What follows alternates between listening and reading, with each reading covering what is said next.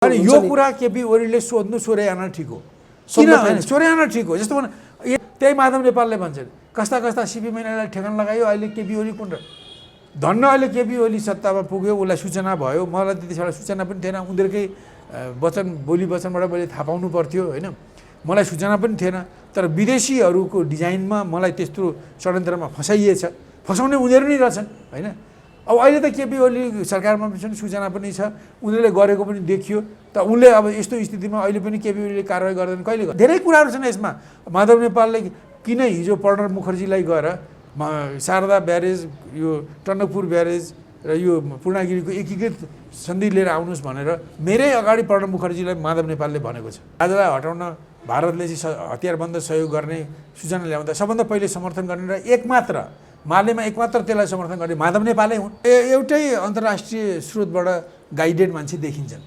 प्रचण्ड र माधव नेपाल त्यो देखे नि त यो सबै त्यसैले देखे मैले त कुनै नकली कुरा गरे होइन यो त म आफै कयौं घटनाको आफै चस्मा दित गवाह हुँ म आफैलाई थाहा छ केपी ओलीले यो कुरा नसोध्ने भने केपी ओलीको मूर्खता हुन्छ उनी लामो समयदेखि एउटा फिलोसोफी एउटा अन्तर्राष्ट्रिय केन्द्रबाट परिचालित भएको मान्छे पार्टीभित्र बसेर जुन छुपे रुस्तमको हिसाबले हैन जो भनौँ न यो चाहिँ कमल ओढेर घिउ खाइरहेको थियो पछि कमल खोले फ्याँकेर म्याउ गर्न पुग्यो तिनीहरुकोले यी कुराहरु सोधेर त्यसको बारेमा कम्तीमा पनि आत्मालोचना गरेर क्षमा याचना गर्दैनन् भने त्यस्तो मान्छेसँग कसरी काम गर्छन् केपी ओलीले अहिले यस्तो उनलाई स्पष्टीकरण सोध्दैनन् उनलाई त्यसमा आत्मालोचना गराउँदैनन् उनलाई माफ मगाउँदैनन् भने केपी ओली त मान्छे नै होइन नि त थाहा पाएपछि पनि गर्दैन थाहा नपाउन त एउटा कुरा हो पार्टीमा हुन्थ्यो भने त म पनि उनलाई स्पष्टीकरण सोध्थेँ म पनि आत्मालोचना माग्थेँ म पनि पार्टीको विधानअनुसार कारबाही गराउँथेँ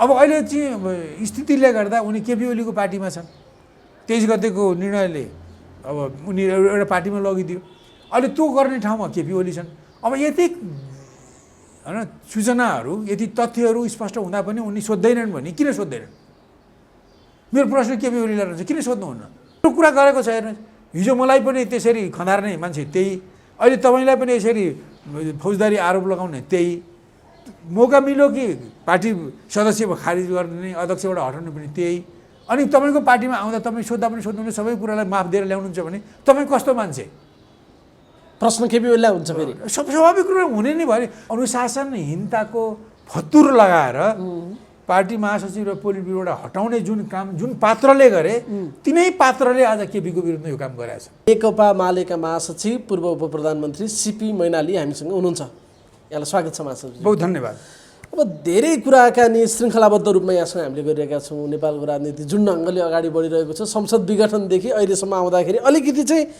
अनपेक्षित अलिकति अस्वाभाविक गतिमा गए जस्तो यताकता देखिन्छ महासचिवको महसुस पनि त्यही हो कि कसो छ अनि मोटामोटी यस्तै संसदको पुनर्स्थापना भयो भने यस्तै गतिविधि हुन्छन् फोहोरी गतिविधिहरू हुन्छन् भनेर त मैले त्यसबेलै भनेको हुँ जस्तो भनौँ अब रुलिङ पार्टी हिजोको रुलिङ पार्टी नेकपा फागुन 23 गतेको निर्णयपछि अब नेकपा एमाले र माओवादीमा विभाजित भयो त्यसपछि अब यी दुईटै पार्टीभित्र हिजो जस्तो थियो त्यसको आधारमा चाहिँ गुटबन्दी र झगडा अगाडि बढ्न थालेको छ हैन हामीले हिजै पनि भनेका थियौँ कि यदि सर्वोच्चले पुस 5 गतेको विघटन र चुनावमा जाने कदमलाई संवैधानिक देख्छ भने चुनाव नै अहिलेको निकास हो भन्ने हाम्रो मान्यता हो यद्यपि पछि सर्वोच्चले संविधानको व्याख्या गरेन उसले बटुकले रुद्री पाठ गरे चाहिँ संविधानको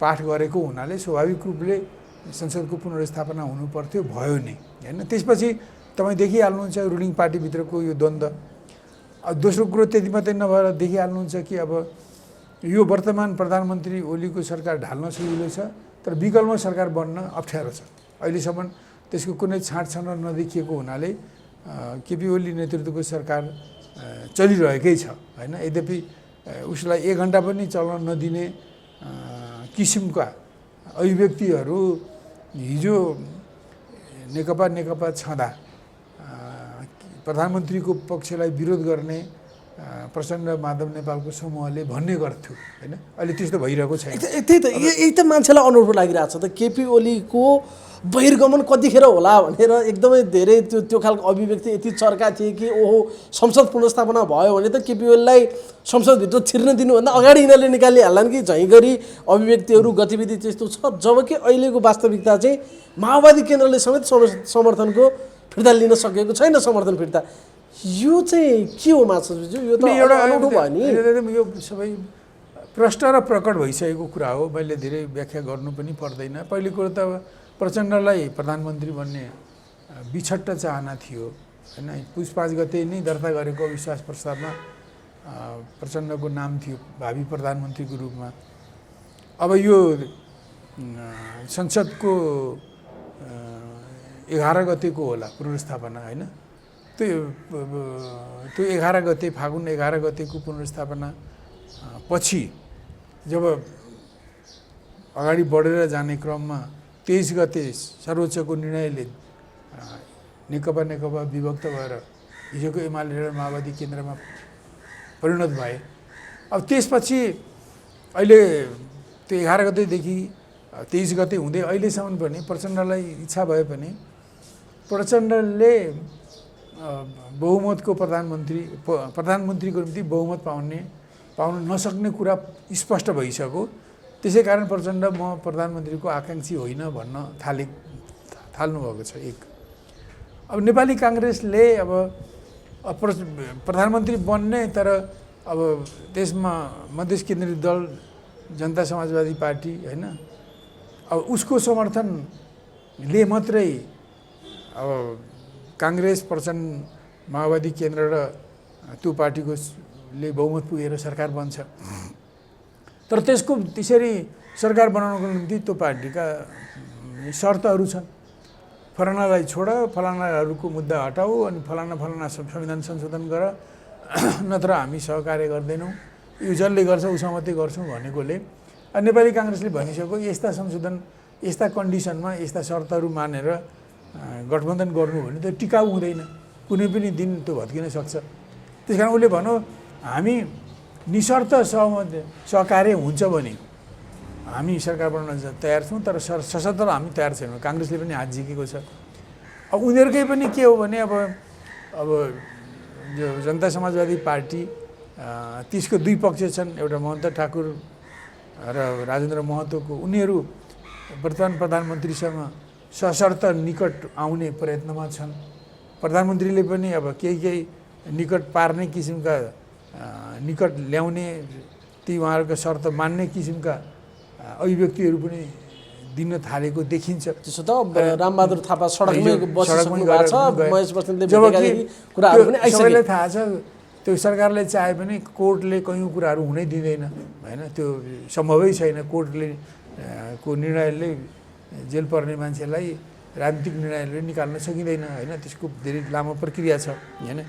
अब तैपनि अब त्यहाँ त्यस्तो छ। अर्को पक्ष छ उपेन्द्र बाबुराम भट्टराई र उपेन्द्र यादवको पक्ष, उनीहरू हर हालतमा केपी ओलीको विरुद्धमा जानुपर्छ र उसँग सहकार्य गर्नुहुन्न र जसुकैले पनि मिलेर केपी ओलीलाई आजै हटाउँ भोलि नि हटाउँ भन्ने उनीहरूको चाहना छ हैन। त्यसै कारण त्यो समीकरणमा जाँदाखेरि गठबन्धनमा जाने हो भने त्यो मधेस प्रदेश पार्टी पनि फुट्ने एउटा खतरा छ। त्यस कारण त्यहाँ पनि अब महन्त ठाकुर राजेन्द्र महतो मिल्न आउने हो भने अर्को पक्ष छुटिने, अर्को पक्ष अर्को ढङ्गले जाने भने अर्को। त्यही त मासु जस्तो एमाले भित्र पनि ठ्याक्कै अहिले मुखले प्याकै भन्न नमिले पनि माधव नेपालहरू केपी ओलीको बहिर्गमनै चाहने एमाले भित्रको एउटा पाटो। काङ्ग्रेसभित्रको पनि अब रामचन्द्र पौडेलहरू जोसुकै होस् केपी ओलीको विकल्पमा जो बने पनि समर्थन गरेर भए पनि केपीलाई चाहिँ हटाउनुपर्छ भने त्यो हार्डलाइनर त्यो पक्ष छ। देउबा अलिकति सफ्ट कर्नरमै हुनुहुन्छ। जसपाभित्र पनि ठ्याक्कै तीनटा मूल पार्टीको एउटा खेमा चाहिँ केपीलाई पट्टि अलिकति सफ्ट कर्नर राख्ने, अर्को चाहिँ हटाउनै पर्छ भन्ने यस्तो दुर्लभ संयोग कसरी निर्माण भइरहेको छ अहिले?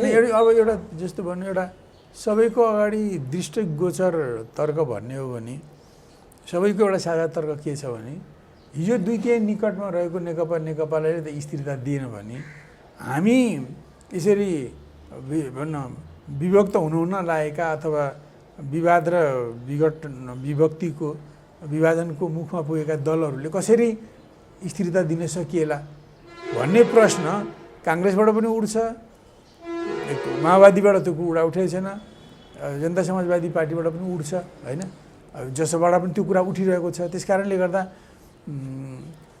प्रधानमन्त्री भएर केही दिनको पाहुना बन्ने प्रधानमन्त्री हुन चाहिँ देउवाले इच्छा राखेको त्यति देखिन्न। मात्रै होला त, केही दिनको पाहुना बन्ने प्रधानमन्त्री बन्दिन भन्ने मात्रै कारण होला, या अरू अरू अब जस्तो मासुज्यूले भनेको कुनै पनि घटनामा हामीले राष्ट्रिय कारणलाई मात्रै हेऱ्यौँ भने त्यो अपुरो हुन्छ भन्ने त पहिला पनि यहाँले भन्नुभएको थियो नि। त्यो पनि हो कि, तर यो पनि यसमा अन्तर्राष्ट्रिय कारण पनि खोज्दै जाँदा भरमार देखिन्छन्। तर मुख्य रूपमा के हो भने अब त्यसरी जाँदा अब नेपाली काङ्ग्रेसमा पनि त्यो द्वन्द्व भएको अवस्थामा अब प्रमुख सभापति चाहिँ अब बरु चुनावमा जानु बेटर हुन्छ भन्ने उनको पनि धारणा छ। कोही न कोही त्यो धारणाले चाहिँ बढी काम गरे हो, त्यही धारणाले बढी काम गरेको छ। बस अहिले जाने फेरि बदनाम भएर सरकार गिर्ने, फेरि घुम्दै फिर्दै कसैको नेतृत्वमा चुनावमा जाने हो भने त्यस बेला पार्टीमाथि आरोप लाग्छन् र चुनावमा राम्रो प्रतिफल पाइन्न भन्ने नै विश्लेषणले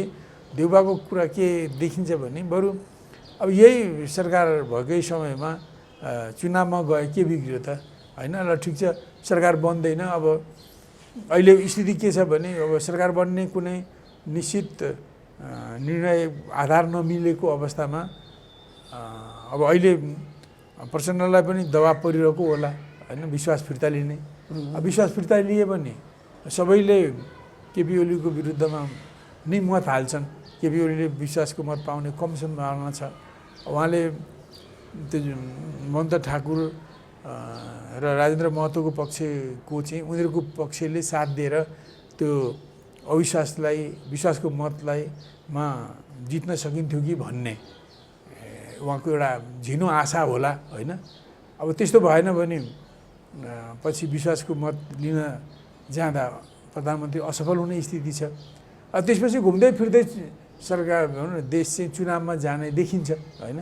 त्यस कारणले यो अनिश्चिततालाई बोकेर चुनावमा जानुभन्दा बरु निश्चित रूपले नै चुनावमा गए बेटर हुन्छ, राम्रो हुन्छ भन्ने सायद सभापति देउवाले पनि सोचेको हुनुपर्छ होइन। त्यस कारणले पनि सरकार प्रधानमन्त्री बन्न र सरकार बनाउनमा त्यति इन्ट्रेस्टेड देखिन्नन् अहिलेको। त्यसले गर्दा हिजै हामीले भनेका थियौँ कि पुनर्स्थापना भयो भने रुलिङ पार्टीको द्वन्द्व झन् चर्किन्छ, कचल्टिन्छ। अब त्यो त्यस्तै भइरहेको छ। अब अरू अहिले सरकार बन्न छैन, यसमा अब बाह्य शक्तिको हस्तक्षेप अझ थपिने हो, अझ यहाँ अरू किनबेच विभाजन फुटपाट हुने हो भने बन्न पनि सक्ला। त्यस्तो बनेको सरकार टिकाउ हुन्न, त्यो सरकार गिर्छ। अब त्यस्तो गिर्ने क्रममा बनेको सरकारमा धेरै सरकारका मन्त्रीहरू धेरै भ्रष्टाचारी हुन्छन्। यहाँले देखेको पनि अहिले वैकल्पिक सरकार बन्न सक्ने अवस्था चाहिँ करिब करिब यहाँले पनि नदेख्नु भएकै हो। अब म त्यो सबै दलका नेताहरूको त्यहाँभित्रका डिफरेन्ट गुटहरूको अभिव्यक्तिहरूको अध्ययन गर्दा म यस्तै निचोडमा पुगेको छु। वैकल्पिक सरकार बन्न नसक्ने अब त्यो 100% त म भन्दिनँ, तर सम्भावना एउटा परिदृश्य ठुलो सम्भावना छैन, एउटा न्यून सम्भावना छ। अब त्यो न्यून सम्भावना कार्यान्वयन हुन्छ भनेर भन्न सक्दिनँ। त्यसो भए केपी ओली नै 5 वर्ष प्रधानमन्त्री कि अर्ली इलेक्सन त अहिलेको विकल्प कसरी सम्भावना कता जान्छ? यो त अर्ली इलेक्सन नै हुन्छ, किनभने अब एउटा निश्चित हदसम्म अब भनौँ न प्रचण्डले पनि विश्वासको मत फिर्ता नलिएको हो। अब समय रह्यो भने रात गयो अग्राख पलायो भने जस्तै अब प्रधानमन्त्री सरकारको विकल्प बनिहाल्छ कि केपी सरकारको विकल्पमा अर्को सरकार बनिहाल्छ कि भनेर पर्खेर बस्नुभएको छ। र यो पर्खने पनि एउटा समय होला र निश्चित टाइममा आएपछि विश्वासको मत उहाँहरूले दिएको समर्थन फिर्ता लिने दिन आउँछ। र त्यसपछि अब र अहिलेको जुन स्थिति छ यो स्थितिमा गुणात्मकै परिवर्तन नआउन सक्ला, केही होला कि जस्तो हुँदा पनि विश्वासको मत विश्वास फिर्ता लिए भने समर्थन फिर्ता लिए भने पनि अघि हामीले भने जस्तो सरकार जसपाभित्रको एउटा खेमाले समर्थन गरिदिँदाखेरि जसपा त फुट्ला, तर सरकार त बस्ने स्थिति त अहिले पनि विद्यमान देखिन्छ नि त। अब त्यसमा पनि धेरै समस्याहरू छन् नि, उहाँहरूका धेरै भनौँ न उहाँहरूका शर्तहरू छन्। यस्ता भनौँ न देशको लागि अहित गर्ने किसिमका शर्तहरू पनि छन्। संविधान संशोधन सम्बन्धी उहाँहरूका कयौँ मान्यताहरू देशलाई हित गर्ने किसिमका मान्यताहरू छैनन्। फेरि त्यो ठाउँमा पुग्नको निम्ति अब सरकारले हुन्छ भनेर पनि त्यो त पुग्दैन, दुइटै नभइकन त्यो त सम्भव हुन्न। त्यो त खालि के भने भोलि न्यु खोज्ने एउटा आधार मात्रै हुन्छ। अब यो र एउटा निश्चित टाइममा गएपछि फेरि त्यो सरकारबाट फिर्ता हुने अनि फेरि सरकार चाहिँ अल्पमतमा पर्ने अनि फेरि अगाडि बढ्ने नै हुन्छ। हेर्नुहोस् केही दिनको रमाइलोको निम्ति केही दिनको मन्त्री बन्ने उप प्रधानमन्त्री बन्ने कसैको इच्छा पुरा भए पनि त्यो अर्को यो कार्यकालभरि त्यो टिकाउ हुने म देख्दिनँ कि। वैकल्पिक सरकार बने पनि त्यसले त्यो टिकाउ हुनेवाला छैन, त्यसले बाँकी कार्यकाल पुरा गर्ने अवस्था छैन भनेको अबको भरपर्दो विकल्प भनेको चाहिँ निर्वाचन नै हो। त्यसो भए हेर्दाखेरि घुम्दै फिर्दै अब यो अर्ली इलेक्सन जसलाई भन्छ छिटो चुनाव, यो मध्यावधि हुने त अवधि घट्यो, अब छिटो चुनाव अर्ली इलेक्सन केही समय अगाडि चुनाव हुन सक्ने सम्भावना नि छ। त्यो चाहिँ केपी ओलीकै नेतृत्वमा कि चुनावी सरकार राष्ट्रिय सरकार या नयाँ विकल्पमा छलफल गरेर त्यसरी जान सक्ने के हुन सक्ला? अहिलेको सन्दर्भमा हेर्दा भनौँ न यो जुन छ नि जुन ढङ्गले अब संवैधानिक प्रक्रियाबाट अगाडि बढ्दा अहिले 2 नम्बरको सरकार छ। अब यो ढल्ने हो भने कि त सरकार बनाउने फेरि 2 नम्बरकै बन्ने हो, 2 या 2 भन्दा बढी दल। 72 को यदि त्यो बन्न सकेन भने 2 कोल्याप्स भयो, 3 नम्बरको सरकार बन्नु पर्यो। 3 नम्बरको सरकार बन्ने भनेको फेरि केपी ओलीकै सरकार बन्ने हो, किनभने 3 नम्बरको लार्जेस्ट पार्टी सबभन्दा ठुलो दलले त्यो मौका पाउने भयो। अनि त्यसले पनि संस्था नभएपछि फेरि ती दिनमा इन्डिभिजुअलले जान पाउने भयो। इन्डिभिजुअलले त झन् के पाउँथ्यो, त्यो झन् त्यो त कल्पना मात्रै हो। त्यही कारण यस्तो स्थितिमा अब यो प्रक्रियागत ढङ्गले जाने हो भने केपी ओलीकै नेतृत्वमा चुनाव अर्ली इलेक्सन हुन सक्ने सम्भावना धेरै छन्। अब अरूहरूले त अहिले एक खालको विश्वासको सङ्कट जस्तो अवस्था छ नि, एउटा ठुलो राष्ट्रिय शक्तिले उहाँलाई विश्वास नगर्ने, अहिले त प्रधानमन्त्रीमा राख्न नहुने भन्ने शक्तिले भोलि उहाँकै नेतृत्वमा चुनाव जाँदाखेरि स्वीकार नगर्ने अर्को खालको आन्दोलनको स्थिति हुने र अर्को एउटा खिलराज खोजी गर्नुपर्ने अवस्था नआउला भन्न सक्ने ठाउँमा अहिले हामी छौँ र त्यसैले अब त्यो चाहिँ नापाक प्रयत्न हो। त्यो प्रयत्न चाहिँ गलत प्रयत्न हुन्छ, किनभने अब कि त विकल्प सरकार दिएर त्यसले अगाडि बढ्ला होइन, विकल्पमा सरकार पनि नदिने अनि भएको सरकारले पनि प्रक्रिया मुताबिक चुनाव पनि गर्न नपाउने, यो त हुनै सक्दैन नि त। अब ठिक छ कि त अर्को विकल्प दिनु पर्यो, अविश्वासको प्रस्ताव राख या समर्थन फिर्ता ल्याऊ, अर्को सरकार बनाऊ होइन। अब केपी ओलीले त भनेकै छन् त्यसो गर न, म प्रतिपक्षमै बस्छु भनेकै छ, त्यही गर्नु पर्यो। अब त्यस्तो पनि गर्न नसक्ने अनि फेरि प्रक्रिया मुताबिक जाँदा यो सरकारले चुनावै गर्न नपाउने कसरी हुनसक्छ? कि त वैकल्पिक सरकार दिएर सक्नु पर्यो, होइन भने केपी ओलीले गरेको कुरालाई स्वीकार गर्नु पर्यो। त्यो भने प्रक्रिया मुताबिक भयो, संवैधानिक प्रक्रिया मुताबिक भयो हुन्छ भने त्यो सरकारले चुनाव गर्न पाउनु पर्यो, स्वाभाविकै छ नि त यो कुरा। अब अर्को कुरा बाँसजी, अब यहाँ आफै पनि यो पार्टी टुटफुट विभाजनको एउटा शिकार पनि हुँदै त्यसको प्रत्यक्ष भोक्ता पनि हुँदै आउनुभएको नेकपाभित्रको रोग चाहिँ अहिले नेकपा एमाले भित्र ट्याली भएको जस्तो देखिन्छ। अलि यो चाहिँ के हो, कसरी अब एमाले माओवादी भएपछि त पूर्ववत अवस्थामा आफ्नो पार्टीहरू चाहिँ सक्रिय होलान् या त्यो त्यति लफडा नहोला कि भन्ने पनि कतिपयलाई लागेको थियो। त्यो विपरीत दिशाबाट अगाडि बढिरहेको छ नि, यसलाई चाहिँ कसरी हेर्नु भएको छ एमाले भित्रको घरजगडा? जब जस्तो वास्तवमा जब 75 सालको जेठ 3 गते सिद्धान्त नमिलिकन, रणनीति नमिलिकन, राजनीतिक कार्यदिशा नमिलिकन खालि विशुद्ध सरकारमा टिक्ने अथवा सरकारमा पुग्ने, प्रचण्डले बार्गेन गरेर पुग्ने, केपी ओलीले टिक्ने उद्देश्यले मात्रै त एकीकरण भएको हो। त्यसबेलै हामीले भनेका हौँ कि कुनै वैचारिक सैद्धान्तिक धरातलबाट छैन एमाले नेकपाको एकता तपाईँले भन्नुभएको थियो। त्यो टिकाउ हुन्न, त्यो दलको सत्ता स्वार्थमा चोट पुग्ने बित्तिकै, भागबण्डमा चोट पुग्ने बित्तिकै त्यो माथिदेखि चाहिँ विभाजन सुरु हुन्छ होइन। किन एकीकरणको कुरा पनि माथि नै भएको तपाईँलाई थाहा छ होला। चुनावी गठबन्धन गर्दा पनि यी दुवै पार्टीका कुनै तहको कमिटीले निर्णय गरेको होइन, केन्द्रीय कमिटीले, पोलिट ब्युरोले, स्थायी समितिले, सचिवालय कसैले निर्णय गरेको होइन। त्यो गठबन्धन 74 सालको असोजमा पनि 75 सालको जेठ 3 गते एकीकरण पनि कुनै कमिटीले गरेको होइन, खालि दुईपट्टिका अध्यक्षहरू, एउटा अध्यक्ष केपी ओली, अर्को अध्यक्ष आफ्नो पार्टीको अध्यक्ष प्रचण्ड यिनीहरूको निर्णयले नै एकीकरण भएको। अब विभाजन पनि तिनै दुईटाबाट सुरु हुन्छ। तिनै दुईटाको मन मिल्दैन, तिनै दुईटाको स्वार्थ मिल्दैन, तिनै दुईटाले अनुचित देख्छन् भने तीदेखि धाँजा पर्दै आउँछ। यो भनौँ न यो ठाडो चिरिन्छ होइन, र यो शिरदेखि चिरिन्छ कि पैतालाबाट होइन टुप्पीबाट चिरिन्छ। अब यसरी जाने स्थिति बन्यो र जब उहाँहरू मिलेपछि एउटा समस्या के हो भने यसमा को कति दोषी हो त्यो उनीहरूले जानुन्। तर जसरी जुन ढङ्गले भित्र विवाद बहस, कसैले प्रक्रिया पद्धतिको निम्ति भन्छन्, कसैले भागण्डा पुगेन, सत्तामा जाने औछट भयो र यस्तो भयो भन्छन् होइन। जस्ट यी दुईवटा कारणले गर्दा त्यहाँभित्र रुलिङ पार्टीभित्र त्यो 2 वर्ष सुरक्षित काल भन्नुको भने 76 को फागुन 3 गतेसम्म चित्त सुरक्षित काल थियो, अविश्वास राख्न नसक्ने। त्यसभित्र भित्रभित्रै गुम्सिँदै थिए होइन। त्यही बिचमा चाहिँ प्रचण्डले दिल्लीमा गएर यो 2.5 वर्षको चाहिँ हाम्रो पालो हो भनेर भाषण गरेपछि चर्क्यो र त्यसकै 76 मुङ्सिरमा डिबेट चर्केर अब प्रचण्डले होइन 5 वर्ष केपीले हुने म कार्यकारी अध्यक्ष भएर जाने भन्नेमा सहमति पनि गरेकै हो फागुन नपुगिकनै। अब फागुन पुग्दा नपुग्दा फागुन पुगिसकेपछि त विभिन्न किसिमले विवादहरू झगडाहरू सुरु भएर वैशाखमा त झन्डै फुटिसकेको होइन। वैशाख 8 गते अध्यादेश ल्याएर बबन्डर भुइँचालो गइसकेको एउटा स्थिति थियो होइन। पछि धेरै कुराहरूले अब नक्सा पनि छापियो। त्यसपछि 77 को जेठमा नक्सा पनि छापियो होइन। अब त्यसपछि माने सरकारले नक्सा छाप्यो, त्यसपछि सार्वजनिक भयो, त्यसपछि नक्सा सम्बन्धी विवाद पनि बढ्यो आदि इत्यादि हुँदै त्यो कचल्टिँदै विवाद अगाडि बढ्यो होइन।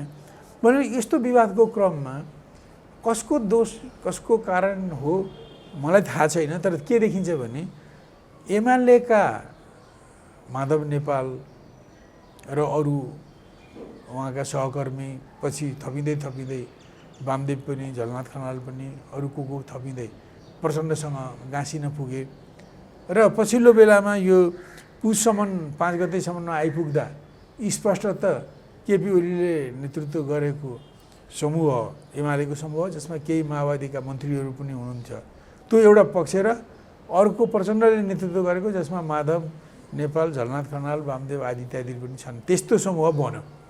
अब त्यो समूह हुँदै बहस विवाद हुँदै जाने क्रममा होइन 5 गते विघटन भयो, 11 गते पुनर्स्थापना भयो, 23 गते छुट्यो। अब यसो हुँदा चाहिँ अब त्यो जसले भनौँ न एमालेका मान्छे जसले माओवादी पार्टी माओवादी नेताको स्थानमा खुट्टो राख्न पुगेका थिए अथवा माओवादीका मान्छे जो एमालेको सङ्गठनमा जसले खुट्टो राख्न पुगेका थिए उनीहरूको निम्ति धराप स्थिति आयो होइन।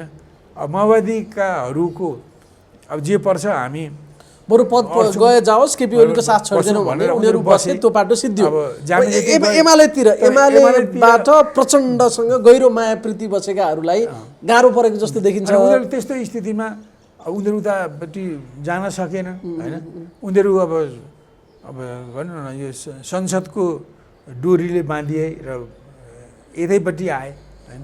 अब यतैपट्टि आउँदा पनि हिजोको त्यो विरोधको तेवर छोडा पनि छैन, फेरि यतापट्टि बाँधिएर पनि आए, संसदले बाँधेर पनि ल्यायो। त्यही कारण यो जुन विचित्रको स्थिति बन्यो, प्रश्न उठ्छ कि माधव नेपाल, झलनाथ खनाल आदि इत्यादिले अब आफ्नै पार्टीको नेतासँगका कुराहरूलाई मिलाउन पहल नगरेर किन त्यस्तो होइन अर्को नाउमा खुट्टो हाले होइन, त्यो मैले पनि बुझ्न सकेको छैन होइन। यहीँनिर नि मासुज्यू स्पष्टीकरण सोधियो। स्पष्टीकरण सोद्धाखेरि पनि उनीहरूको पूर्व व्यवहारलाई चाहिँ आधार मानिएको छ। किन प्रचण्डको मध्यहार बन्यो, किन यसो गर्यो, किन मलाई निकाल्यो, किन यसो गर्यो लगायतका। अब यो परिवर्तित सन्दर्भमा चाहिँ नेकपाभित्र भएको कुरालाई नेकपा एमाले त्यसलाई तुस पालेर प्रश्न गर्नु, स्पष्टीकरण सोध्नु या त्यो ठिकै हो र? यसो एउटा कुरा के हो भने त्यो एउटा पार्टीको कुरा हुँदा जस्तो होइन। अब प्रचण्डका पार्टीका मान्छेहरू अब केही मान्छेहरू केपी ओलीको सरकारमा आए पनि अब समूह नै आएको देखिन्न होइन। उनीहरू जो छन् अधिकांश चाहिँ उनीहरूकै हिजोको विगतकै माओवादी केन्द्रमै छन् यताका चाहिँ ठुल्ठुला नेताहरू उतापट्टि छलाङ लगाए। अब उनीहरूको तलका कार्यकर्ताहरू उनीहरूसँगै त्यहाँ फड्कन जम्मै तयार छन् कि छैन त्यो पनि मलाई थाहा छैन, मलाई लाग्छ छैनन् होला। केही अलिकति टप लेभलका कार्यकर्ताहरू यी नेता माधव झलनाथ अब अरू लगायत केही तलका नेताहरू एक दुईजना भए प्रचण्डसँग जान तयार भए पनि जम्मै त जान तयार होइनन् होला। उनीहरूको 40जना कि 38जना सांसदहरूमध्येमा जम्मै त्यस्तो नहोलान्, केन्द्रीय कमिटीमा पनि जम्मै त्यस्तो नहोलान् होइन। त यस्तो स्थिति देखि अब माधव नेपालले झलनाथ खनालले के को आकर्षणबाट के बाध्यताले उनी त्यहाँ पुगेका हुन् त्यो अहिलेसम्म त खुलेको छैन होइन। भनेको त्यहाँ केही छ भन्नु के छ केही न के किन पुगे, कसले त्यहाँ पुर्यायो, किन पुगे, किन पुगे, कसले पुर्यायो अनि किन फेरि फर्किए होइन।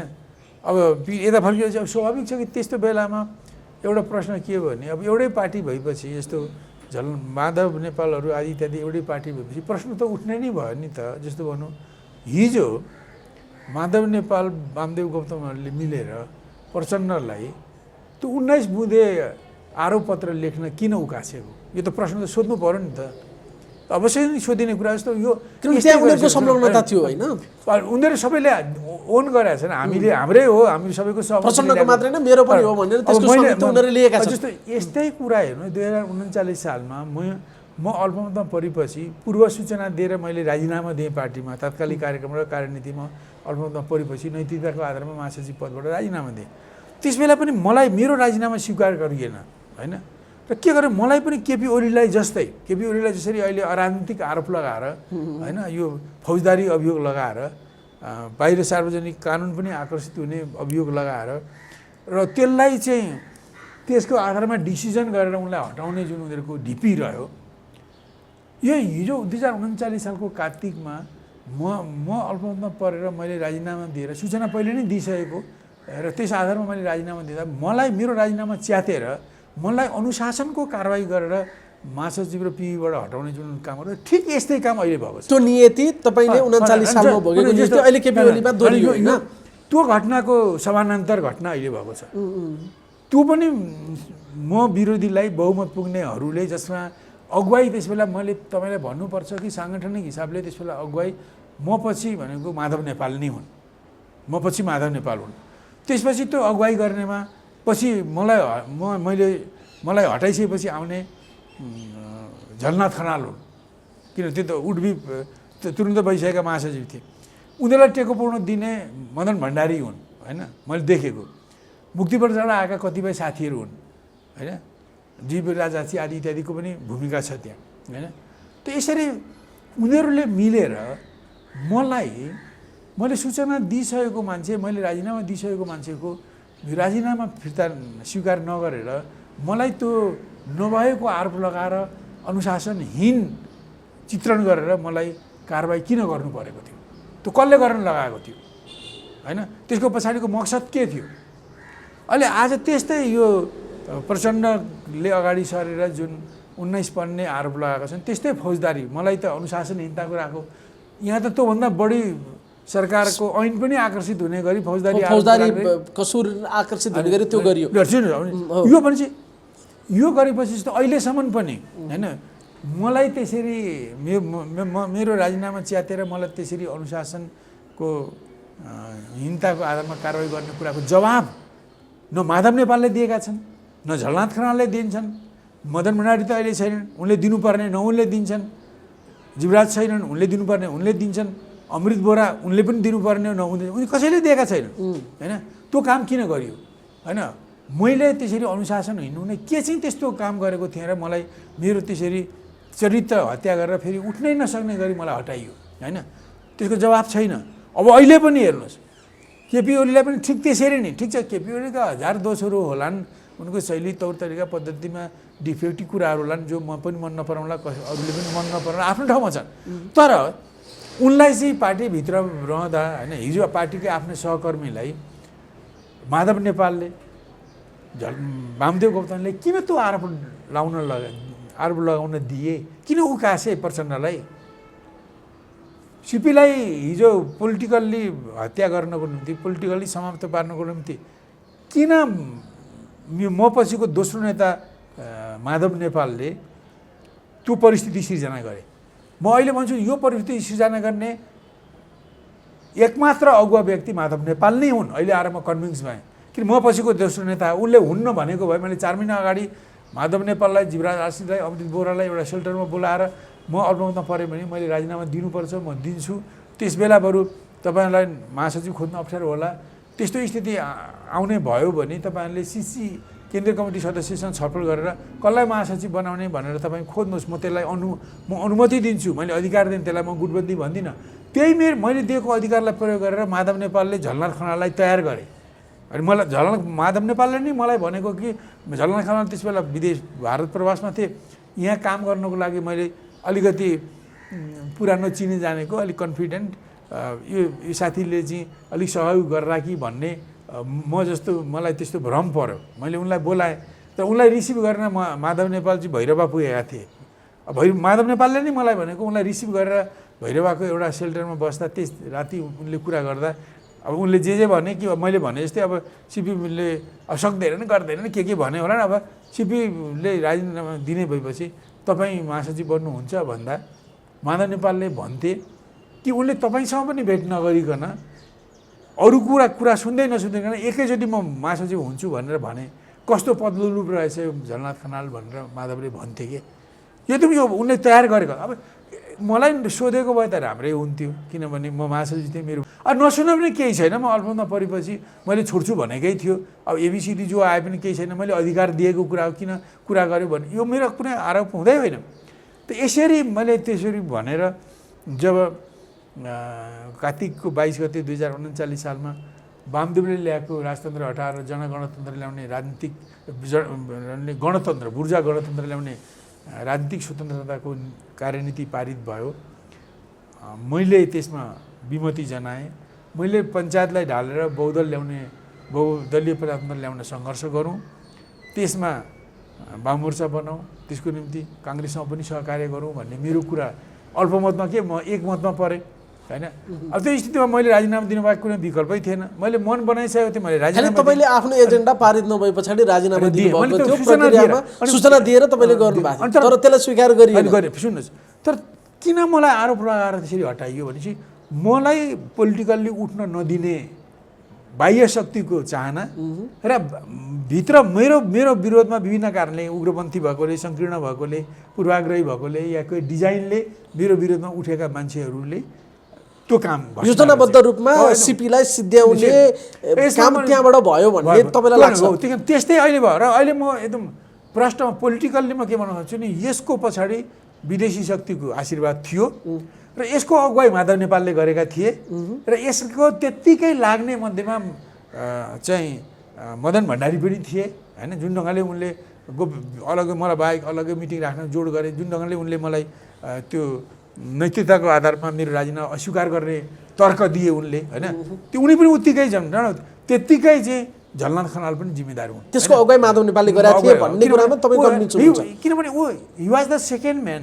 त्यो तत्कालीन माले पार्टीको म महासचिव पछिको दोस्रो नम्बरको वरियता क्रमको नेता भनेको माधव नेपाल हुन् र उनले त्यसो नगरेको भए त्यसपछिको वरियता क्रममा सायद जीवराज आशिष हुनुहुन्थ्यो। यदि मुक्ति मोर्चाबाट आएका मान्छेले पनि त्यो अनैतिक काम गर्नुहुन्न भनेको भए माधव नेपालले नै यो गर्नु मिल्दैन, उनको राजीनामा स्वीकृत गर्नुपर्छ, तर यसरी कारवाही गरेर जान मिल्दैन भनेर भनेको भए त्यो कुरै हुने थिएन। त्यही कारण मलाई लाग्छ यो कुरो चाहिँ केही मान्छेहरू छन् हैन, यी मान्छेहरूकै पहलमा भयो र यो योजनाबद्ध ढङ्गले सिपीको पोलिटिक्स किल गर्न, सिपीलाई उठ्न नदिनको लागि त्यो काम गरिएको।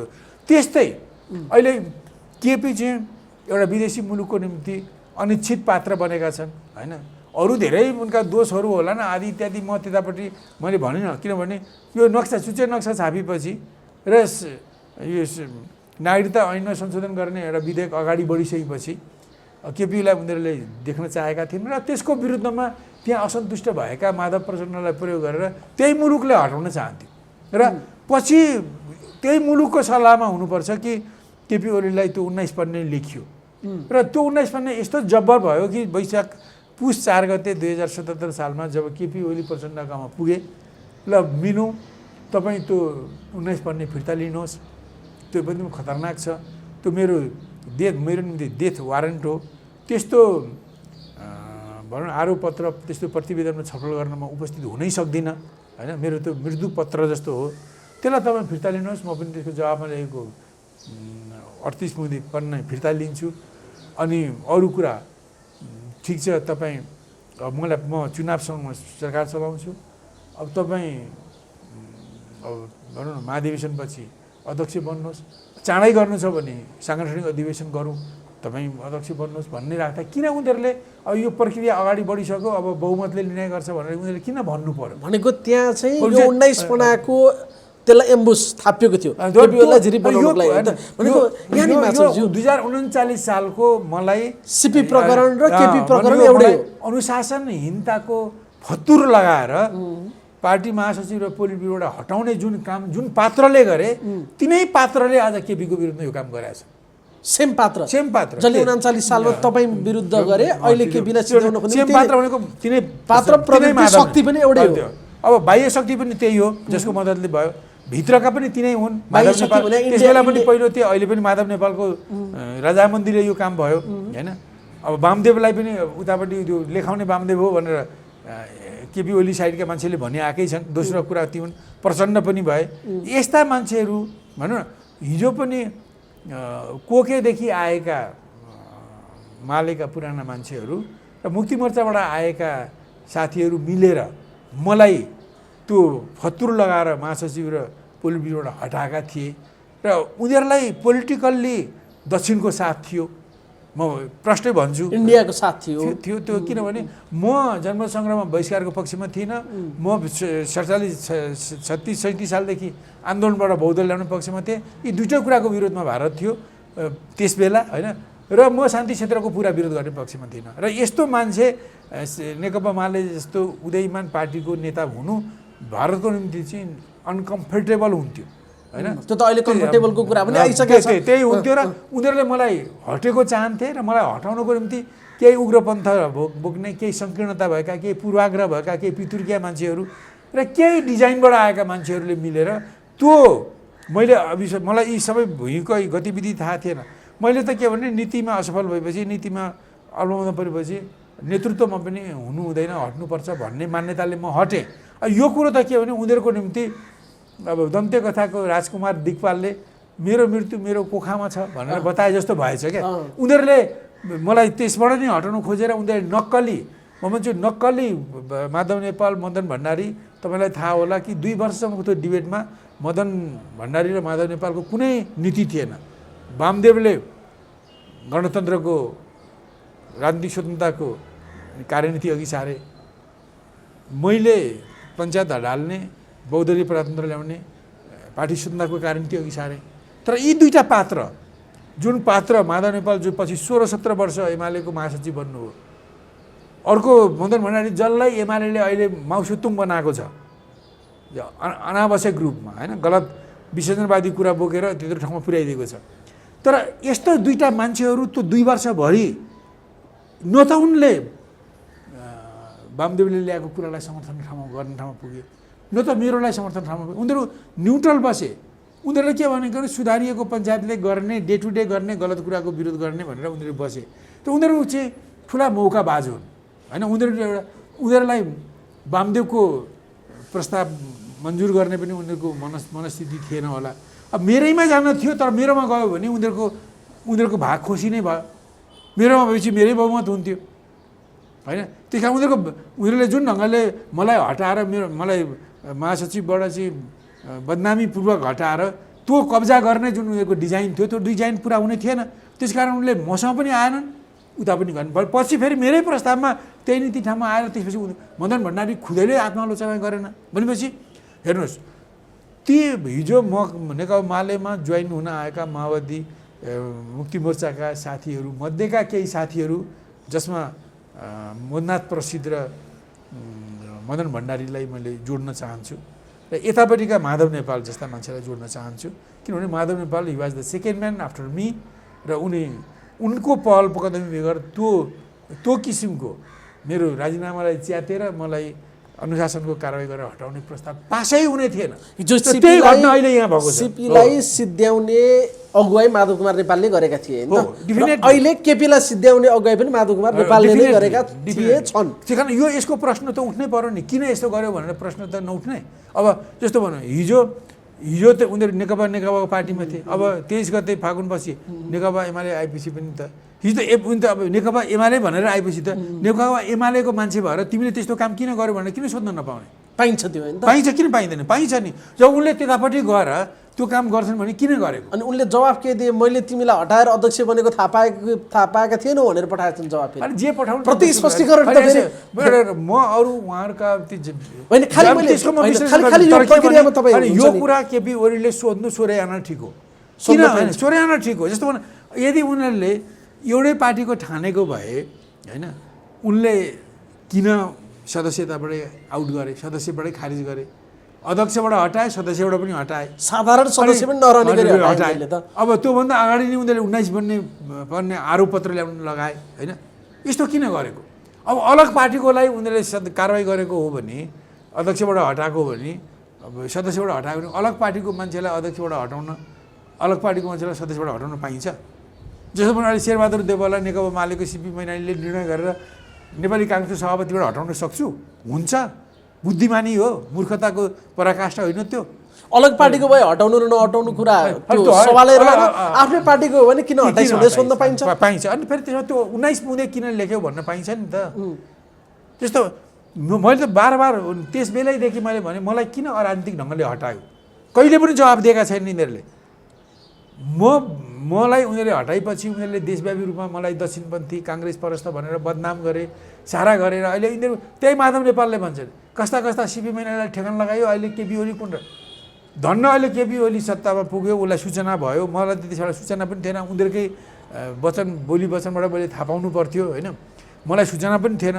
तर विदेशीहरूको डिजाइनमा मलाई त्यस्तो षड्यन्त्रमा फसाइएछ, फसाउने उनीहरू नै रहेछन् होइन। अब अहिले त केपी ओली सरकारमा पनि छन्, सूचना पनि छ, उनीहरूले गरेको पनि देखियो। त उनले अब यस्तो स्थितिमा अहिले पनि केपी ओलीले कारवाही गर्दैन, कहिले गर्छन्? केपी ओलीले उनको सोध्नु बिल्कुल जायज कुरा हो। धेरै कुराहरू छन् यसमा। माधव नेपालले किन हिजो प्रणब मुखर्जीलाई गएर शारदा ब्यारेज, यो टनकपुर ब्यारेज र यो पूर्णागिरीको एकीकृत सन्धि लिएर आउनुहोस् भनेर मेरै अगाडि प्रणब मुखर्जीलाई माधव नेपालले भनेको छ।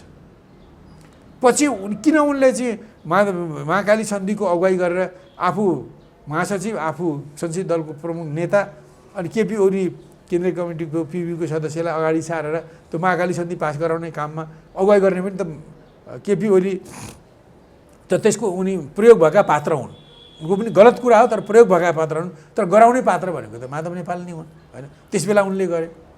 अब पछि जस्तो भनौँ सलिम मियाँ अन्सारीले जब राजालाई हटाउन भारतले चाहिँ हतियारबन्द सहयोग गर्ने सूचना ल्याउँदा सबभन्दा पहिले समर्थन गर्ने र एकमात्र मालेमा एकमात्र त्यसलाई समर्थन गर्ने माधव नेपालै हुन्। इन्डियाले हतियार दिन्छ राजाका विरुद्ध भन्ने कुराको समर्थन पहिलो व्यक्ति माधव नेपालले गरेका थिए। ल्याएको प्रस्ताव सलिम मियाँ अन्सारीले हो। उनले प्रस्ताव माधव नेपालको होइन, उनले होइन, उनी छन्। जस्तो उनले आफ्नो ससुरालीमा जाँदा रहका अफिसरले भेटेर यो सूचना लगिदेऊ, जस्तो निर्णय मालेले गर्छ त्यो सुनाइदेऊ भनेकोले मैले तपाईँहरूलाई सुनाएको हो, यो मेरो होइन भनेर सलिम मियाँले आफ्नो कुरा एकदम प्रष्ट गरेका छन्। र सलिम मियाँले त्यो प्रस्ताव राखेपछि सबभन्दा पहिले बोल्ने माधव नेपाल हुन्। उनले भने यो राजाले धेरै पटक बेइमानी गरेको छ, यसलाई भारतको सहयोग लिएर हटाइदिने हो कि क्या हो, हटाउँ भन्ने उनले प्रस्ताव राखेकै हो। यद्यपि पछि उनले धेरै इन्सिस्ट गरेनन्। एकचोटि राखेपछि धेरैले त्यसको विरोध गरे, पछि मैले पनि विरोध गरेँ। पछि लास्टमा त्यसलाई त्यस्तो सहयोग नलिने, अहिले जे सकिन्छ आफूले गर्ने भनेर गयो। यस प्रकार त्यहाँ पनि भारतको डिजाइन अन्तर्गत काम गर्ने पहल गर्ने त माधव नेपाल नै हुन्। त्यहाँ पनि होली वाइनमा पनि पहल गर्ने उनी नै हुन् होइन। जस्तो जति यो परिवार दलको हाम्रो एकनाथ भण्डारीले जुन ओल्ड फेडरेसन अफ पिस होइन भन्ने जुन संस्था बनाउँथे क्रिस्चियनहरूको, त्यसको पैसामा 10-12 चोटि विदेश एक्लै सपत्नीक भनौँ न यो बिजनेस क्लासमा यात्रा गर्ने र हाई पर डिएम प्राप्त गर्ने मान्छे उनी नै हुन्। र उनकै तत्त्वावधानमा केपी ओलीले 1 करोडमा लोभिएर होली वाइनको कार्यक्रम गरे यहाँ होइन। अब उनी नै महासचिव भएको बेलामा र डिपिएम भएको बेलामा पार्टीमा गम्भीर छलफल नगरिकन यो अरुण थरलाई क्यान्सल गर्न वर्ल्ड ब्याङ्कलाई चिठी लेख्ने उनी नै हुन्। यद्यपि धेरै वर्ल्ड ब्याङ्कका शर्तहरू थिए, तर पनि त्यसरी चिठी लेखेर गर्नुभन्दा अगाडि औपचारिक निर्णय गरेर जानुभन्दा अगाडि उनले नि लेखेपछि त्यो इन्डियालाई दिइयो त्यो आदि इत्यादि धेरै कुराहरू छन् नि। माधव नेपाल कसरी एउटा ऐतिहासिक पात्र भएको हुनाले मात्र खालि मैले एउटा प्रश्न किन यो सबैसँग गर्न मिल्ने प्रश्न पनि होइन, यहाँ चाहिँ एउटा भुक्तभोगी भएको हिसाबमा मान्छेले के भन्छन् भने अहिले प्रचण्ड र माधव नेपालको जुन साँठगाँठ देखियो यसलाई चाहिँ तात्कालीन कारणले मात्रै हेऱ्यो भने चाहिँ अपुरो हुन्छ। पहिला चाहिँ अब जुन यहाँले पहिलाको कुरा पनि ल्याइहाल्नुभयो, इन्डियाबाट हतियार ल्याएर राजाको विरुद्ध सङ्घर्ष गर्ने कुरामा पनि पहिलोपटक यसलाई चाहिँ एक्सेप्ट गर्ने माधव नेपाल, पछि हतियार ल्याएर समर्थन गर्ने माधव नेपाल, पछि हतियारसहितको युद्ध गरेर राजा हटाउने कुराकै नेतृत्व गर्ने प्रचण्ड।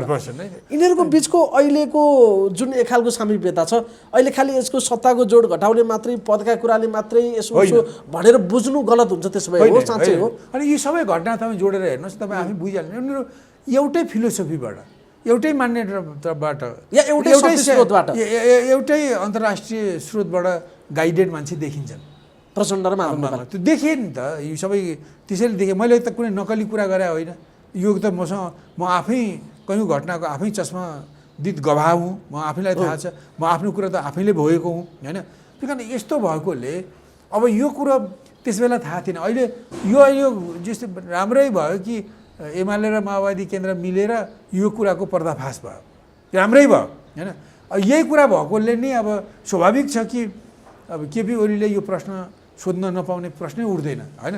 ठिक छ, केपी ओलीलाई उनीहरूले पनि सोध्ने प्रश्न होला, उनीहरूले पनि सोधुन्, म त्यो नसोधुन् भनेर म भन्दिनँ, एउटाको मैले तरफदारी गरेको होइन। अब त्यस्ता छन् भने उनीहरूले पनि सोधुन्। त केपी ओलीले यो कुरा नसोध्ने भने केपी ओलीको मूर्खता हुन्छ। उनी लामो समयदेखि एउटा फिलोसफी, एउटा अन्तर्राष्ट्रिय केन्द्रबाट परिचालित भएको मान्छे पार्टीभित्र बसेर जुन छुपे रुस्तमको हिसाबले होइन, जो भनौँ न यो चाहिँ कमल ओढेर घिउ खाइरहेको थियो, पछि कमल खोले फ्याँकेर म्याउ गर्न पुग्यो, तिनीहरूकोले यी कुराहरू सोधेर त्यसको बारेमा कम्तीमा पनि आत्मालोचना गरेर क्षमा याचना गर्दैनन् भने त्यस्तो मान्छेसँग कसरी काम गर्छन् उनीहरूले? यो त बिल्कुल स्वाभाविक। त्यही त भित्री कुरा थाहा नभएको यसो एउटा लेम्यान अन्डरस्ट्यान्डिङ चाहिँ अब एमाले भयो, माओवादी भयो, केपी ओलीले चाहिँ एमाले फुटाउनु खोजे जस्तो उनीहरू त हामी एमाले बन्न तयार छौँ भनेर आउँदाखेरि पनि किन भाँजो हाले होला, किन अप्ठ्यारो पारे होला, किन एकलौटी ढङ्गले अगाडि बढायो होला, किन कारबाहीको कुराकानी गरे होला, यसमा चाहिँ के हो आग्रह, कुन आग्रहबाट प्रेरित हुनुहुन्छ केपी ओली अब भन्ने चाहिँ लेम्यान अन्डरस्ट्यान्डिङ त त्यो देखिन्छ नि मासुज्यू। 2023 वर्षदेखि म त्यो एमालेको यो जुन षड्यन्त्रकारी ग्रुप छ नि, टोटल्ली नै छ नि। यी माधव नेपालले पहल गरेर जुन टिम थियो नि, यिनीहरूले म बाहेक सबैको केन्द्रीय कमिटीको सिङ्गोको बैठक गरेर मलाई त्यो अभियोग लगाउने र मेरो राजीनामा च्यात्ने काम गर्नेमा सबै जिम्मेदार छन्। कोही बोलेको छैन त्यसमा, कोहीले पनि त्यसमा गल्ती भयो भनेर कसैले भनेका छैन। उनीहरू एकमुख छन्। अब पछि त्यस बेला केपी ओली हुनुहुन्न थियो, जेलमा हुनुहुन्थ्यो, तर पछि केपी ओली पनि उनीहरूकै लाइनमा मिसेर त्यसमा उनी दीक्षित भए। यद्यपि उनले त्यो षड्यन्त्रमा उनी संलग्न थिएनन्, तर त्यसमा दीक्षित भएर पछि 46 सालको महाधिवेशनमा मैले अख्तियार गरेको कार्यनीतिलाई हराउनमा उनले महाधिवेशनमा क्याम्पेन गरे, मैले देखेँ होइन। पछि 46 सालको कार्तिकमा मेरो प्रस्तावमा पञ्चायत ढाल्ने, काङ्ग्रेससँग सहकार्य गर्ने, वाममोर्चा बनाउने मेरै नीति पास भएपछि आत्मालोचना नगर्ने पक्षमा केपी ओली पनि हुन् होइन। यी मान्छेहरू हुन् यिनीहरू। त्यही कारण त्यो एउटा एकदम जाली षड्यन्त्रकारी र बाह्य शक्तिको प्रभावमा चल्ने एउटा गिरोह थियो त्यहाँ। त्यो अहिले आएर अब एउटा परिस्थितिले त्यो गिरोह चाहिँ एक्सपोज भयो होइन। अब त्योसँग चाहिँ आफूलाई नमिलाउने, यदि केपी ओली त्यो गिरोहको आफूलाई ठान्दैनन् भने उनले किन त्यसको बारेमा स्पष्टीकरण नसोध्ने, किन त्यसको लागि आत्मालोचना नखोज्ने? यदि उनी त्यही गिरोहका हुन् भने त्यो ढासढुस होला। अब उनी त्यो गिरोहका होइनन्, त्यो षड्यन्त्रकारी गिरोहका नेकपा मालेलाई चाहिँ प्रो इन्डियन पार्टी बनाउनको निम्ति षड्यन्त्र गर्ने जुन गिरोह थियो। खालि एउटा मेरो प्रश्न नि मासुज्यू, 39 सालको सिपी जस्तै 77 सालमा केपी भइदिएको भए अब 19 पिन्स ल्याइहालेँ, म अल्पमतमा छु, के छु कसो छु भनेर राजीनामा दिने या बहुमत अल्पमतबाट निर्णय गर्नको लागि ल बसन्त बस बैठक भन्ने सहज रूपमा स्वीकार्ने भएको भए त उनीहरूले पनि त सिध्याउने रहेछन् नि त। खालि केपीको कुरै त्यही छ, तिमीहरूले सक्ने भए त मलाई साधारण सदस्यबाट पनि निकाल्ने रहेछौ, मेरो राजनीति त समाप्तै पार्ने रहेछौ भन्ने पालेको देखिन्छ क्या। केपीलाई एउटा एडभान्टेज लाभदायी स्थिति के हो भने उनी सरकारमा छन्, सत्तामा छन् र सबै खुफिया एजेन्सीहरूको उनी भनौँ उनकै मातहतमा छन् होइन। त्यहाँ बसेर उनलाई धेरै सूचना उनलाई प्राप्त भयो। मलाई यो कुरो त म अहिले यो टुङ्गोमा पुगेको त 2-4 महिना मात्रै हुँदैछ होइन। यो यसरी वास्तवमा कसरी मेरो ममाथिको जो अनुशासनहीनताको त्यो भनौँ न निराधार आरोप लगाएर मलाई थला बसाउने गरी निष्कासन गर्ने जुन काण्ड हो, त्यो काण्डको पछाडि कति विदेशीहरू इन्भल्भ थिए, कति कसलाई यहाँ कसरी इन्भल्भ गरियो भन्ने कुरा चाहिँ अहिले मात्रै मैले केही महिना अगाडिदेखि मात्रै मैले यसलाई बुझ्न पाएँ, किन त्यो सूचनाको मलाई अभाव थियो त्यस बेला होइन। मलाई पनि त्यो त्यस्तो हुँदैछ भन्ने थाहा पाएको भए मैले पनि फरक ढङ्गले मैले केही अरू नै भूमिका खेल्थेँ होला होइन। म देश चाहिँ देशको पार्टी नेकपा माले जस्तो पेट्रियोटिक पार्टी एउटा नेपाल विरोधी एउटा विदेशीहरूको गिरफ्तारमा पुगोस् भनेर त मेरो पनि इच्छा हुने थिएन होइन। म पनि त्यसकोमा केही भूमिका खेल्थेँ होला होइन। एउटा कुरा अब के खेल्थेँ अहिले छोडिदिनुहोस्। अब केपी ओलीले थाहा पाए, एउटा एडभान्टेजको कुरा हो के भने केपी ओलीले थाहा पाए यो पहिलेदेखि यो सिपीलाई हटाएदेखि बेलादेखि नै यो मान्छे चाहिँ ले यसो काम गरेको रहेछ भन्ने कुरो त थाहा भयो नि त। अब किनभने मलाई हटाउने क्रममा को थिए भन्ने कुरो त मलाई भन्दा बढी केपीलाई थाहा छ होइन। पछि त त्यही गिरोहमा उहाँ केपी इन्भल्भ हुनुभएको हो होइन। म त 23 वर्षदेखि उनीहरूसँग छैन, 2054 सालदेखि छैन होइन। त्यही कारण मलाई पछिको धेरै कुराहरू थाहा छैनन्, पहिलेका कुराहरू मात्रै हुन्। त्यस कारण यो कुरा केपी ओलीले अहिले थाहा पाएपछि केपी ओलीले अहिले यस्तो उनलाई स्पष्टीकरण सोध्दैनन्, उनलाई त्यसमा आत्मालोचना गराउँदैनन्, उनलाई माफ मगाउँदैनन् भने केपी ओली त मान्छे नै होइन नि त। थाहा पाएपछि पनि गर्दैन, थाहा नपाउन त एउटा कुरा हो, थाहा पाएपछि पनि उनी यसरी भनेको त अहिले त यहाँको कुरा अनुसार उनीहरूलाई कारबाही गर्नु, माफी मगाउनु, स्पष्टीकरण सोध्नु त बिल्कुल स्वाभाविक लाग्छ। स्पष्टीकरण गरेनन् भने चाहिँ अचम्म हुन्छ फेरि होइन। हो त्यो चाहिँ माधव नेपालहरूलाई कारबाही गरेनन् भने चाहिँ प्रश्न गर्ने हो। त्यो चाहिँ कारबाही भनेको विभिन्न छ। उनले स्पष्टीकरण सोध्छन्, अब उनले आत्मालोचना गर्नु पर्यो। आत्मालोचना गरेन भने पार्टीको विधानले जे गर्छन् त्यही गर्लान् होइन। तर त्यसमा स्पष्टीकरण नै सोध्दैनन्, आत्मालोचना नै गराउँदैनन्, क्षमा माग्न पनि लगाउँदैनन् भने त उनी त्यो ठाउँमा प्रधानमन्त्री भएर ती सारा सूचना पाएको के मतलब भयो। अनि यो उनको पार्टीमा जुन ढङ्गले एउटा विदेशी शक्तिले नेकपा केपी ओली रहेको पार्टीलाई यदि उनी पनि उनीहरूकै मतियार भएर काम नगर्ने मान्छे हुन् भने होइन, एका दुःखका कुरामा विदेशीहरूलाई सहयोग पुर्याउने काम त मैले पनि गरेको देखेँ। यदि पुरै सिँगै पार्टीलाई चाहिँ विदेशीको कब्जामा जानु हुँदैन, दिन्न म भने हुन् भने उनीहरूलाई यस्ता पात्रलाई छानी स्पष्टीकरण सोध्ने, अब उनीहरूलाई ठिक ठाउँमा ल्याउने, उनीहरूको आलोचना गर्ने, आत्मालोचना गराउने, क्षमायाचना गराउने काम गर्नुपर्छ। तर त्यस्ता मान्छेहरूलाई क्लियर नगर्ने भने पार्टी सही ढङ्गमा जाँदैन। यो कुरा एकदम प्रष्ट बुझ्यो। अहिले मैले यति कुरा मैले कुनै माधव नेपालप्रति मेरो हिजो चाहिँ ठुलो विश्वास पनि थियो, भर पनि गरेको हुँ। तर उनले जति मैले विश्वास गरेँ त्यति नै तल पुगेर उनले मेरो विरोधमा षड्यन्त्र गरेछन्। जति मैले विश्वास गरेँ त्यति नै तल गएर झरेर उनले मेरो विरोधमा षड्यन्त्र गरेछन् र नेकपा एमालेलाई चाहिँ विदेशीहरूको डिजाइनमा चलाउने कोसिस गरेछन्। यो त प्रष्ट भयो नि त। यो कुरा हो। मलाई लाग्छ माधव नेपाललाई एउटा गिरोहको नाइके भन्दा माथि सोच्दैन। जति कुरा यहाँले अहिले गर्नु भएको छ, तपाईँले त आफ्नो भोगाइ भन्नुभएको, फेरि यो एउटा कथा बनाएर यसो उसो पनि त तपाईँले भन्नुभयो होइन। तर गिरोहको नाइके भन्दा माथि हुन्छ माधव नेपाल त्यसरी हेर्दा।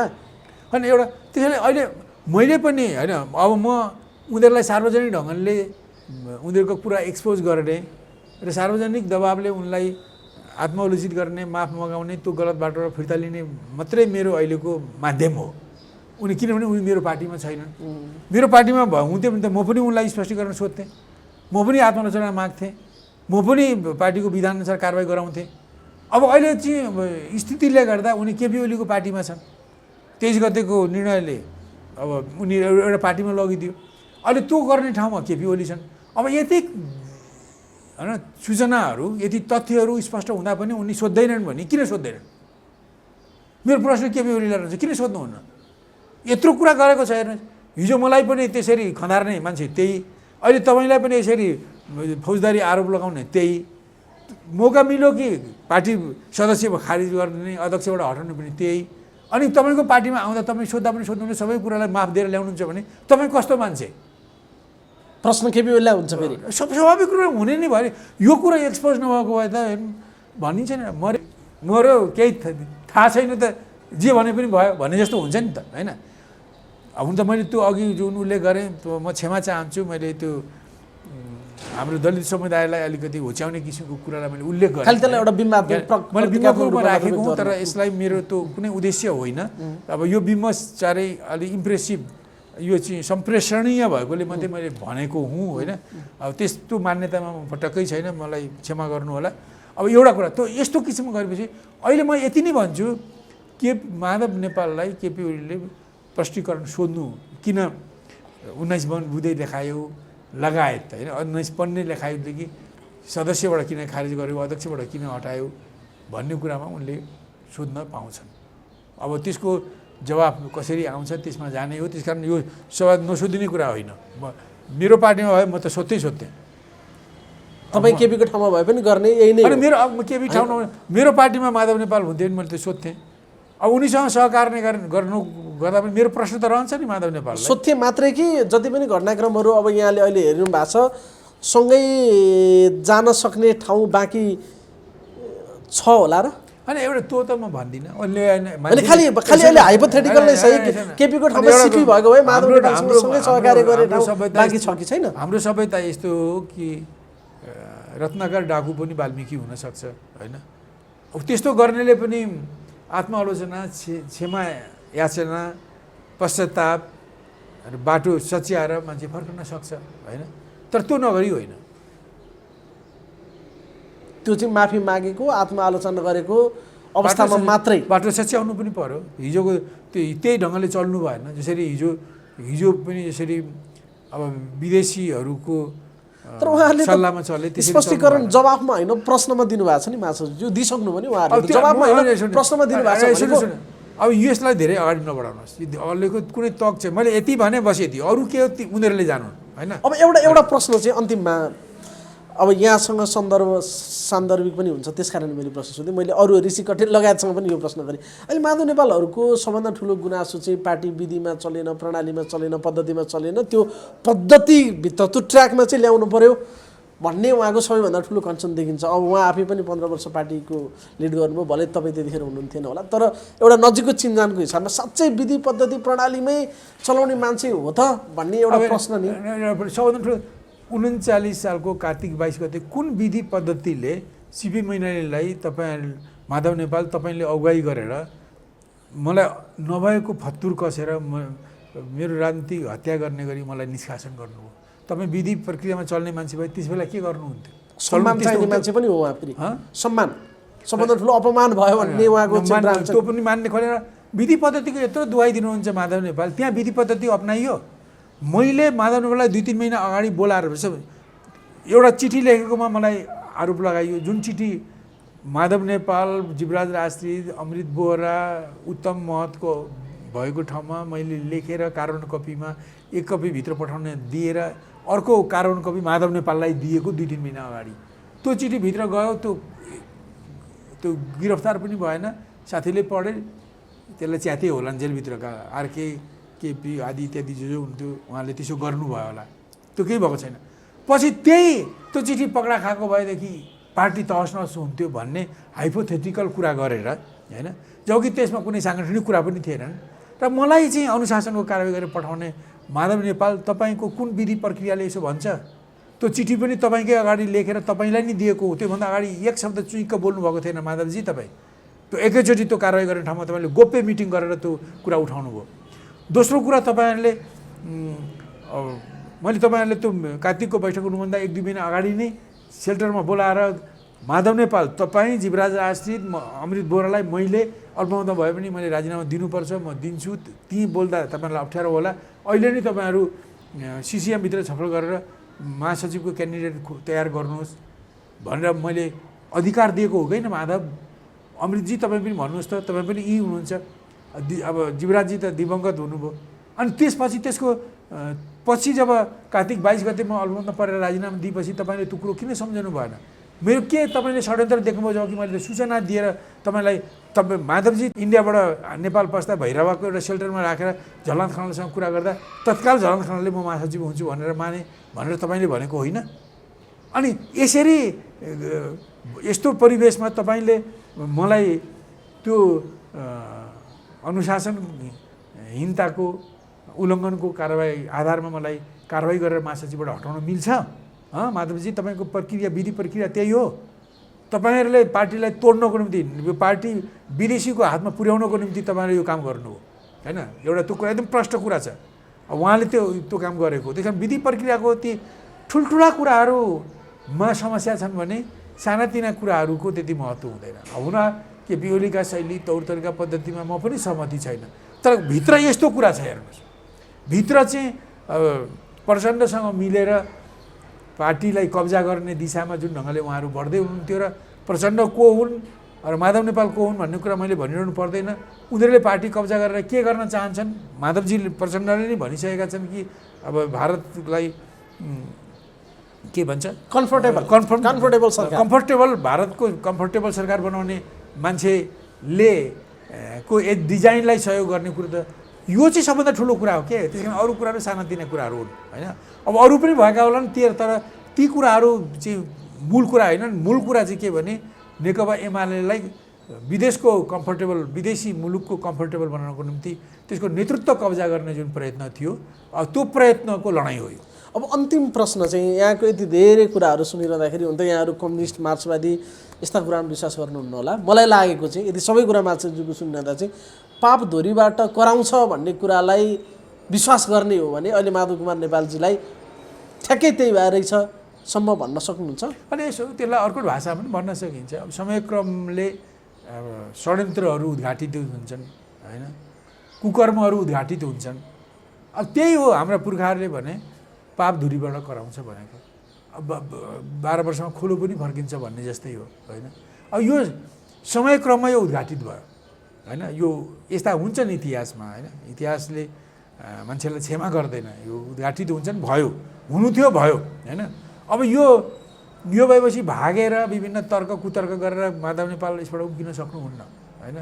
उहाँले वास्तवमा यो केपी ओलीले जुन प्रश्न सोध्नु भएको छ अथवा के सोधेका छन् बाहिर आएको छ ती प्रश्नको जवाब दिने, गल्तीको आत्मालोचना गर्ने, पश्चाताप गर्ने, क्षमा याचना गर्ने र फर्कने बाहेक अर्को विकल्प देख्दिनँ। कि त लाइक माइन्डेड मान्छेहरू मिलेर त्यही दिशामा जानु पर्यो होइन। अब त्यो त उहाँहरूले खोज्ने कुरा हो होइन। कि त आफ्नो अलग्गै पार्टी खोलेर आफ्नो पार्टी चलाउनु पर्यो। अब के गर्नुहुन्छ त्यो उहाँले जान्ने कुरा हो।